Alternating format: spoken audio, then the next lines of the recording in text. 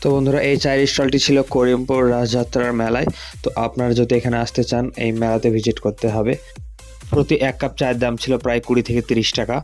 তো চায়ের কোয়ালিটি মোটামুটি ছিল, কিন্তু তার থেকে বেশি এর ডেকোরেশন অনেক ভালো ছিল।